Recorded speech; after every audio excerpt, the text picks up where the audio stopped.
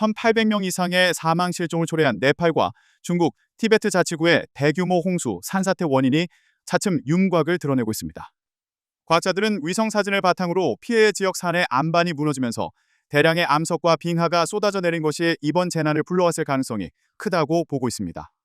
28일 AP 블룸버그 통신에 따르면 지질학자들이 위성 사진을 분석한 결과 홍수 발생 지역인 네팔 동부 바그마티주, 티베트 접경 지역의 랑탕, 리룽봉우리 인근의 빙하 아래 안반이 붕괴, 거대한 빙하 덩어리를 함께 쓸고 내려가 계곡으로 바위와 얼음을 쏟아낸 것이 확인됐습니다.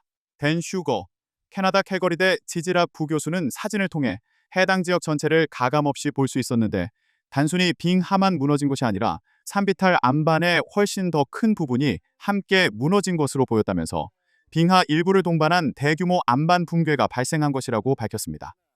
이에 따라 해발 약 5,200m 지점에 있던 빙하가 대량으로 떨어져 나와 계곡 바닥을 향해 가파르게 내려가기 시작했으며 그 과정에서 얼음이 녹고 퇴적물이 함께 휩쓸려 내려간 것으로 보인다고 설명했습니다. 이들 얼음과 낙석 등이 보테코시강의 지류인 렌데 콜라강을 막아 물이 급격히 차오르다가 결국 하류로 쏟아져 내려갔다는 것입니다. 휴거 부교수는 엄청난 양의 암석이 높은 곳에서 떨어지면 많은 열이 발생하고 이로 인해 다량의 얼음이 녹을 수 있다. 따라서 그 끔찍한 영상 속에서 보이는 물의 일부는 이런 현상으로 설명될 수 있다고 말했습니다.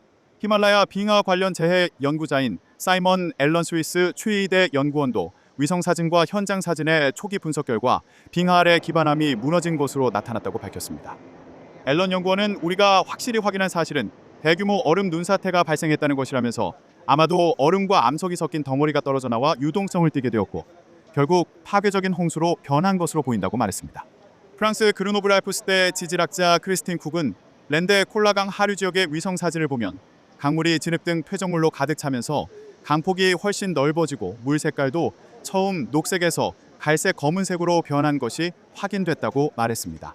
이에 따라 베트라와티, 콜푸르타르 등 하류 강변을 따라 자리 잡은 마을들은 위성 사진에서 진흙에 뒤덮여 갈색지대로 보이며 일부 가옥의 지붕 등만 간신히 보인다고 쿡은 전했습니다. 미국 볼더 콜로라도대의 올턴 바이어스 선임연구원은 기후변화로 인해 빙하와 영구 동토층이 녹으면서 지반이 불안정해지고 고지대에서 막대한 양의 눈과 얼음이 무너져 내리는 현상이 발생하고 있다고 설명했습니다. 그는 모든 지표가 지구 온난화 추세에 영향을 가리키고 있다면서 이번 대홍수 사례에서는 수천 년 동안 고지대 암석 얼음 토양 빙하를 단단하게 지탱해주던 영구 동토층이 이제 약해지고 불안정해지는 상황이라고 지적했습니다.